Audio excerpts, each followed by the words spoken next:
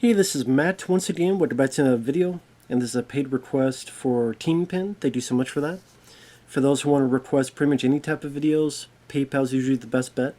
I also do have a Patreon and a CashApp because people have asked me about those. Links are in the info box, and I'll get to them as soon as I can.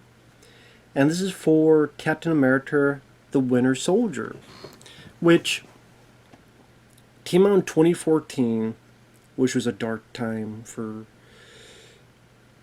some of us. That was the year of the RoboCop remake, which I know my friend Mike was really adamant about how horrible that is, and it is horrible.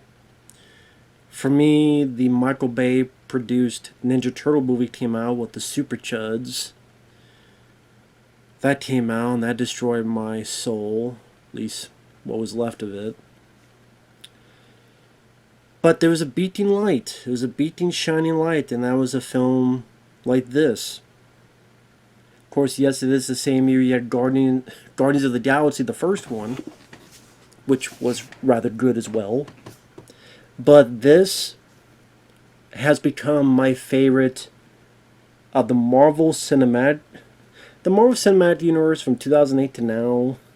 There's so much crap in the past few years. But there's some good ones back to the day, and the fact that this is 10 years old is crazy.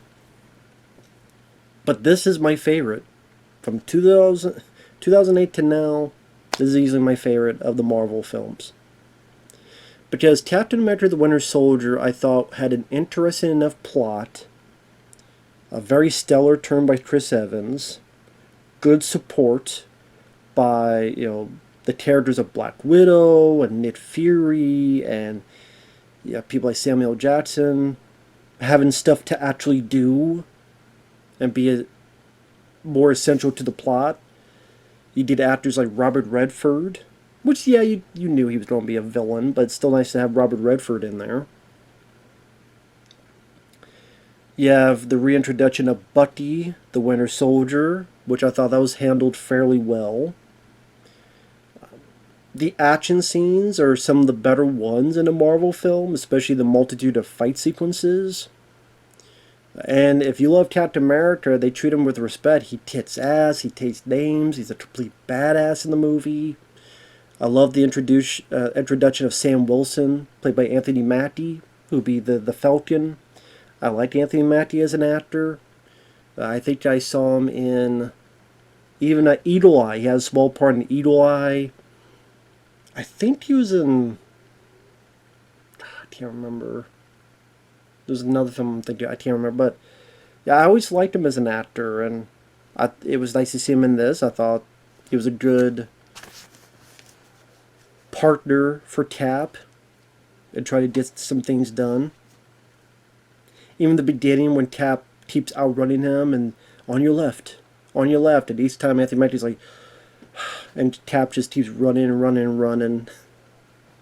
And you find a bit of who Anthony Mackie is, where he helps veterans who either have PTSD or loss of limb or other stuff going on. And he's trying to help them out, and Cap admires that. And little things, I like the list he keeps of what he should and should not check out.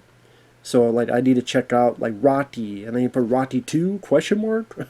I like all these little details to show that he's still this guy in this modern world. He's still trying to get used to it, even after this amount of time.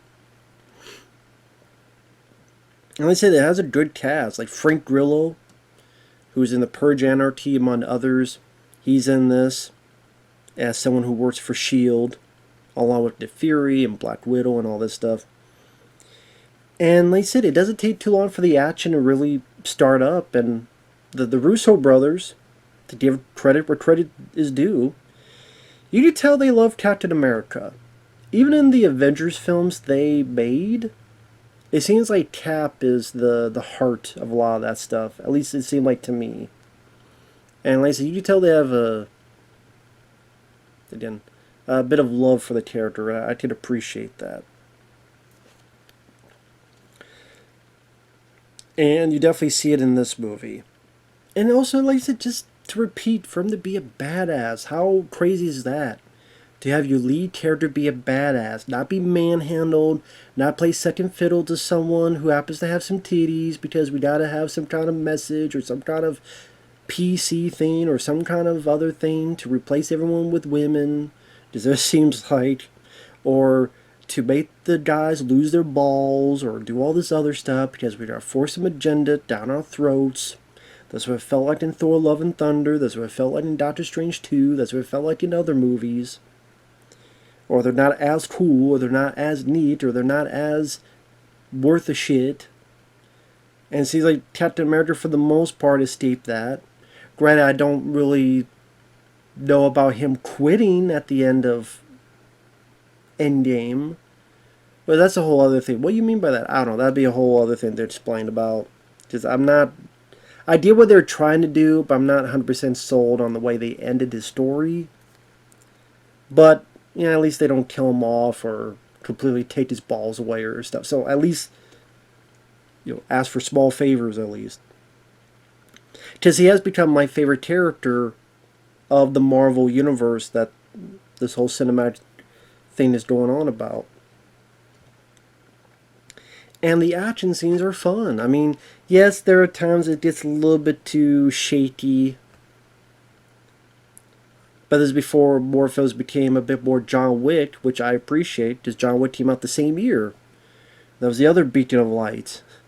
John Wick in this film, so there were some beacons of light. Usually at least a few each year. And he's like taking bad guys, because they're on this boat where there's a bunch of S.H.I.E.L.D. employees. They need to save them from these pirates. And so while Frank Grillo and Black Widow and their team are doing this, Captain America goes in and he's kicking ass, he's taking names, he's using his shield to bounce off and hit people. He gets this one-on-one fight and he's like, okay. He puts his shield down, let's go. Beats the hell out of him. There's a bit where Black Widow is getting some information and Cap doesn't like that he's been lied to. Because for him, the hostages, the people come first. Which is very commendable, and it's like, yep, that's Cap. That sticks with his character. The innocent people come first, and there's this bomb, and so him and Black Widow go through the windshield. Good, stunt work. Now, yes, there is CGI, but I saw a good amount of practical stuff as well, which I appreciate, especially during the fight scenes.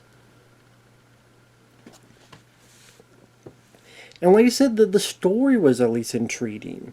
Because they go back and Cap is pissed that Nick Fury keeps lying to him about stuff. And he says, soldiers trust each other. That's what makes an army. And then Nick Fury counters with, the last time I trusted someone, I lost an eye. Now, that's a nice motif. Oh, okay, we get to know a little bit of Nick Fury's backstory. Who did he trust? Who was it that made him lose his eye? That's why he's a bit more cautious. That's why he's more paranoid. We learn a little bit more of Nick Fury's backstory. Granted, I didn't know it was a damn cat. Oh, I'm sorry. An alien cat. Some big mean pussy that did it. That's what I'm talking about, what they turn the characters into. Like pussies. Like that. I mentioned Doctor Strange and Thor, being a fat ass in Endgame, he was a fat ass. Chunky asses. And then Nick Fury became a stooge for Captain Marvel, her mannequin ass, Captain Mannequin. And when alien cat scratched his eyeball and that's the thing he trusted, great, thanks. Thank you for ruining that, Marvel. I love it. Mea culpa, mea culpa. Please repeat. Or just delete.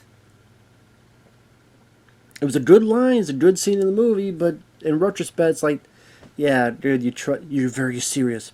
The last... Now, he did not say last person, but maybe that's how they got their workaround. The last time I trusted someone, I lost an eye. He's very serious. But Roger's like, yeah, he's being very serious about a damn alien cat scratching his eye. That was done as a joke. But But pretty much S.H.I.E.L.D. has this program. They're gonna have these 3 helicarriers up and do preemptive strikes on people who are against them.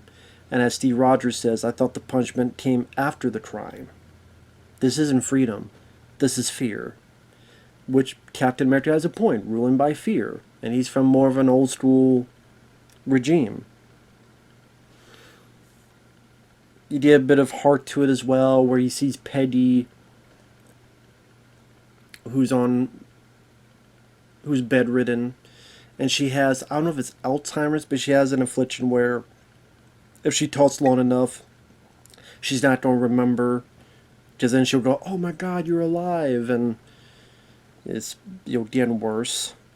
I think it's in the 3rd film where she does, her character does die. But it definitely makes you feel for Captain America. Robert Redford, nice to see him in there. He's only in for, I don't know, less than 10 minutes, and you know as soon as you see him he's the bad guy. But, I mean, Robert Redford, he's a good actor from All the President's Men and, various other movies. He's a good actor. I think there was an interview, he said he did this for his grandkids. They're a sucker for it, so, hey, why not? And he's a guy that you don't really see much often. He's kind of retired. Like, you never hear of him. You never hear about him. He kind of... I can't remember was this the last thing he did? Actually, I want to make sure. Is he still alive? Sorry, I have to make sure now. Yeah, he's 88 years old. Okay, he's still with us. But he's a guy you never hear. Like, he just keeps to himself, and he's out of the limelight, and...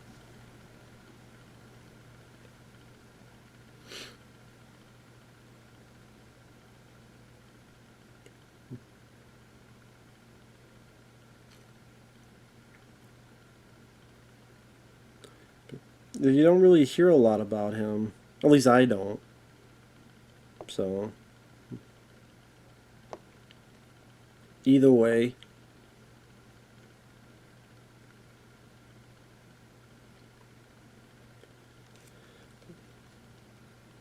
He played Dan Rather in a film called Truth alongside Kate Blanchett. He was in the film The Old Man and the Gun.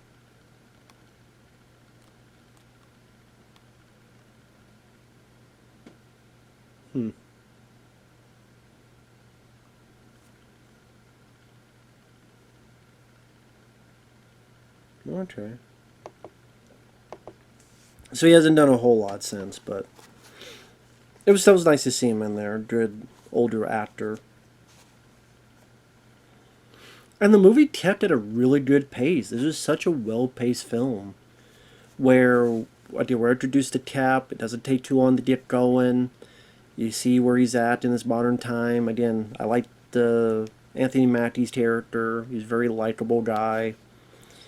And then, like I said, we have the action scene, some good fight sequences there, and then, again, what's going on with the Nick Fury, the whole initiative that S.H.I.E.L.D's doing, and pretty soon, Nick Fury gets attacked, and, Nick Fury gets an action sequence, where he's in this car, and I love the little minigun he has in the car.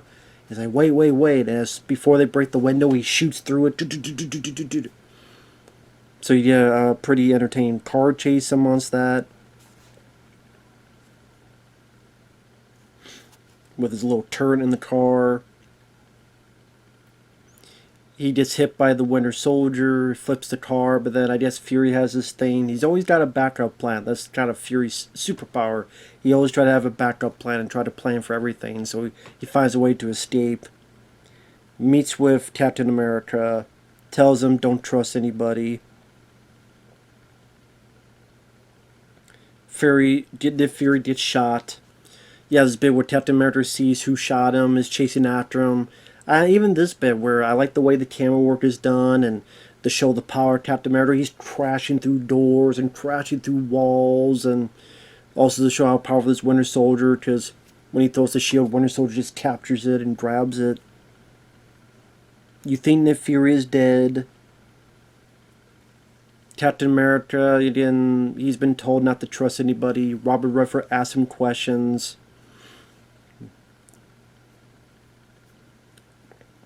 Cap tells him enough. And then you have that scene in the elevator where he even says, if anyone wanted to get out, go ahead and do it now.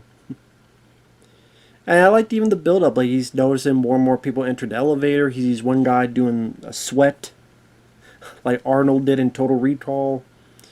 And it's a fun scene where, again, to do an action fight scene in terms of having it in a claustrophobic setting like an elevator, and you see how this guy, like, he's super soldier, so his punches and kicks are going to bring you down a bit quicker than a normal person. So the way he's handling these people, and then one arm gets caught, and he's over fighting the magnet and fighting these people left and right, and just how he takes everybody down, and even where Frank Grillo, shocking him, is able to take his ass down. And then to finish it off, he kicks and flips his shield up to grab it, and even when he's escaping, there's this plane, and he gets on top and shoots the shield and bounces off to blow up the plane. Now, yes, again, there's extensive CGI used at times, to be fair. And I know, even me, I get tired of the overuses of CGI.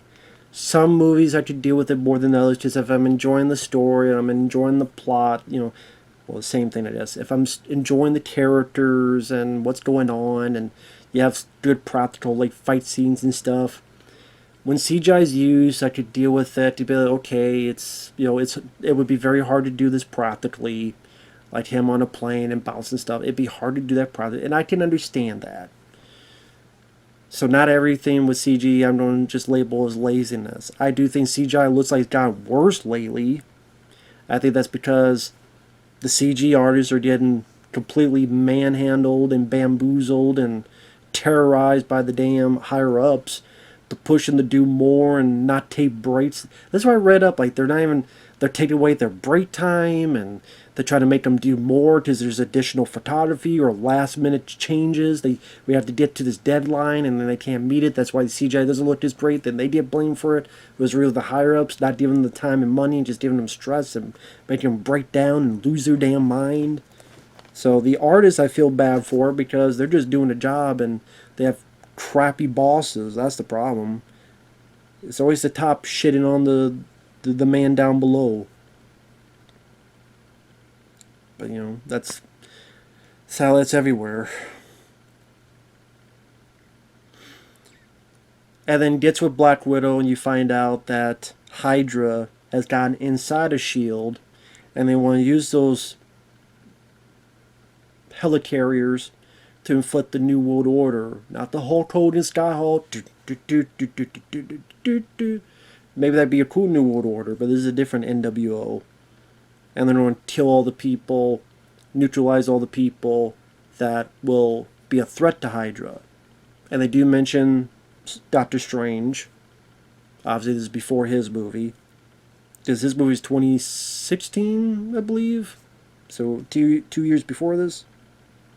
Or it'll be 2 years after this.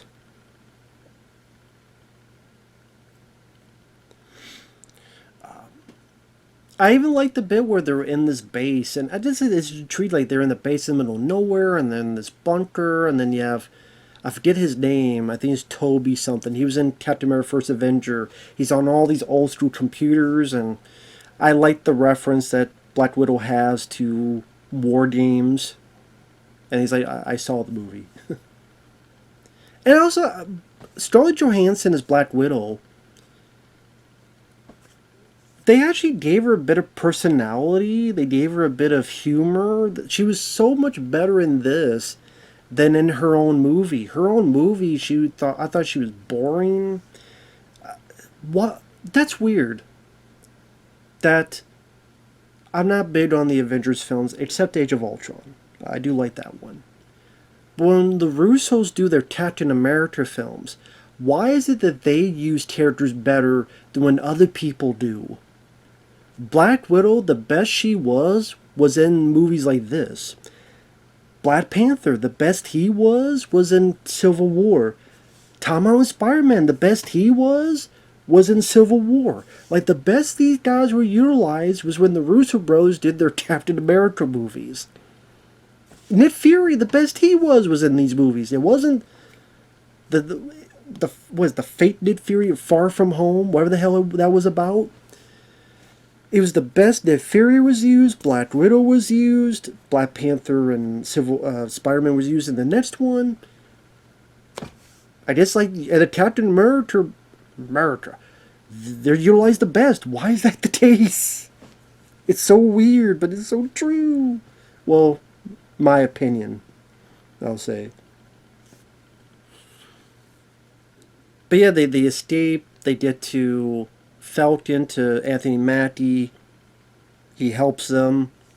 And I said, the movie just keeps going. It doesn't overstay its welcome. The action scenes are put far enough that another one's around the corner.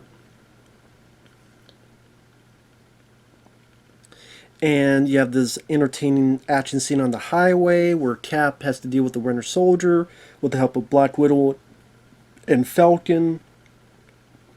Some good moves where Cap's like using his knee and using suplexes. Again, being a badass. That's what you want. You want your hero to be a badass. I know that's a weird concept for today, for Marvel. I don't know why I'm doing this.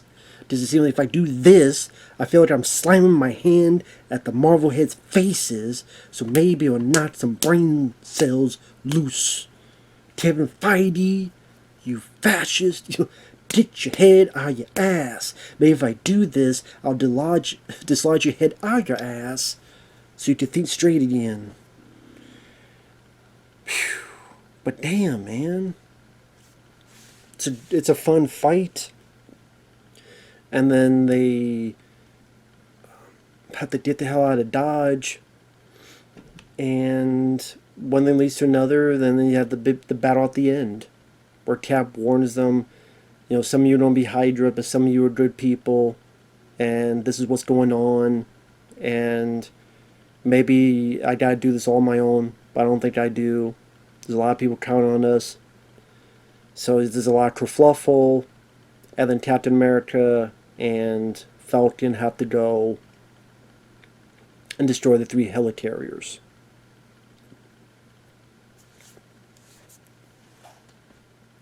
While Black Widow is dealing with Robert Redford and saving other people there.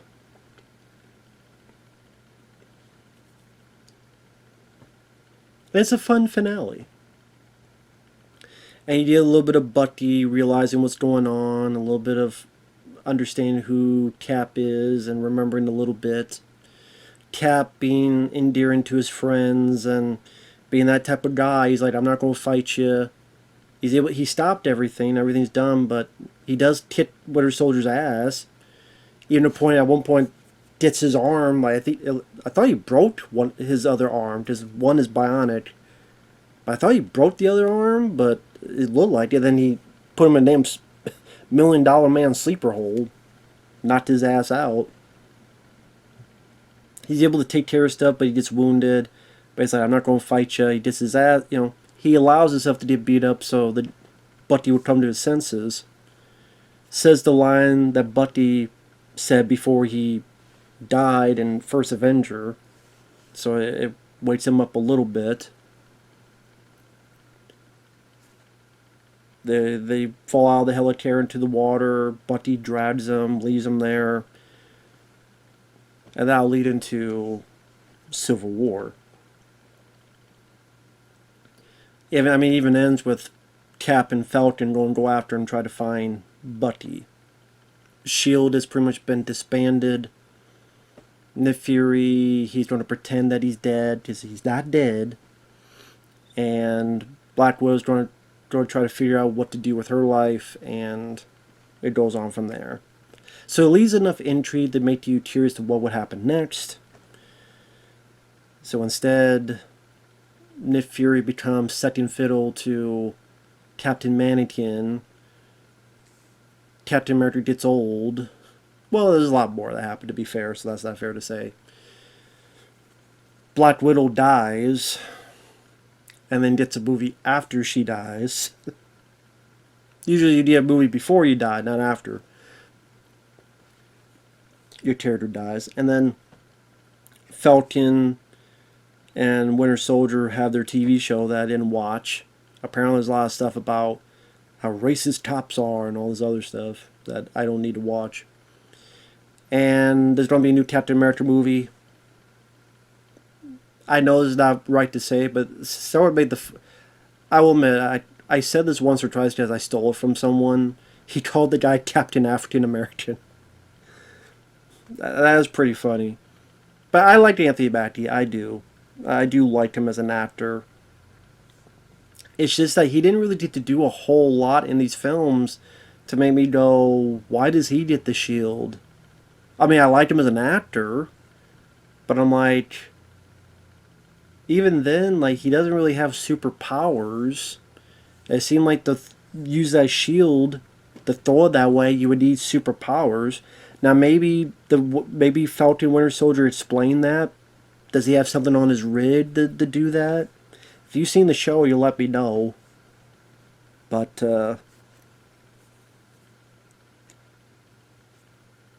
yeah. I didn't watch the show because if it has a lot of those agenda BS in it, that kind of turns me off on it.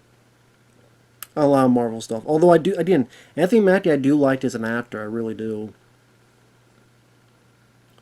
Was he in 28 Weeks Later? Is that what I was thinking of? I know he was on the Twisted Metal TV show. I never saw that show. Because I'm like, I saw the trailer, like, this is Twisted Metal? I played Twisted Metal, the game, a lot. And I never got a request for it. No one had ever requested Twisted Metal.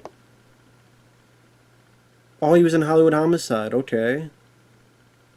And Eagle Eye, The Hurt Locker. No, he wasn't in 20 Weeks Later. I'm thinking of someone else. He was in 8 Mile.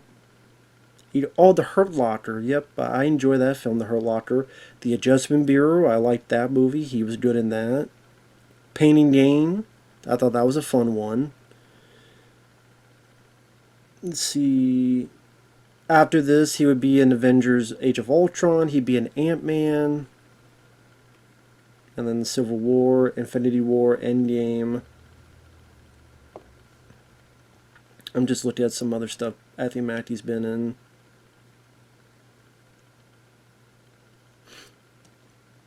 Point Blank, I heard, was really disappointing with him and Frank Grillo.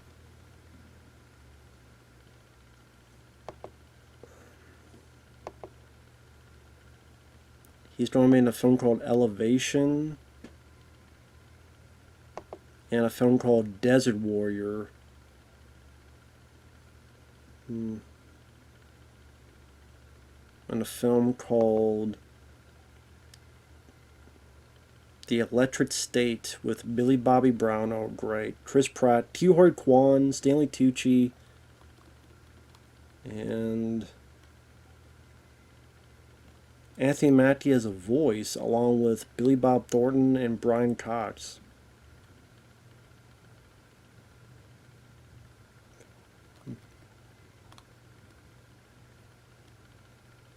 I don't know. I wonder what a sci-fi movie. I wonder what the hell that is.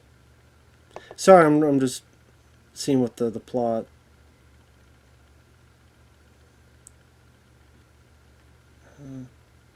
A runaway teenage girl and her toy robot travel west through a dystopian American landscape where the ruins of gigantic battle robot called drones litter the countryside. So there's battle robots in it. Does it have to star Millie Bobby Brown? If she don't cry more about her candy bars or what the hell she was crying about? Anyway. Or what the hell? I don't know. I've heard she's a bitch, but oh well. Anyway, Captain America: Winter Soldier. Great movie, interesting plot, wonderful action sequences. Yes, sometimes a little bit shaky at times. Yes, sometimes some stuff a little bit too CGI'd. Like all Marvel films, to be fair. But well-paced, good cast. Frank Grillo, like I said, Anthony Mackie, Robert Redford. Black Widow was utilized, I thought, fairly well. I liked her friendship with Cap. You see a bit of that develop even more in this film. That level of respect with each other. Chris Evans knocks out of the park once again as Captain America. To me, this is easily the best of the Marvel films from 2008 to now. That would be my pick for my favorite. So I really enjoyed this film. It was great to see it again. So thank you for that, KINGPIN. Take care, everyone, and we'll see you guys later. Bye-bye for now.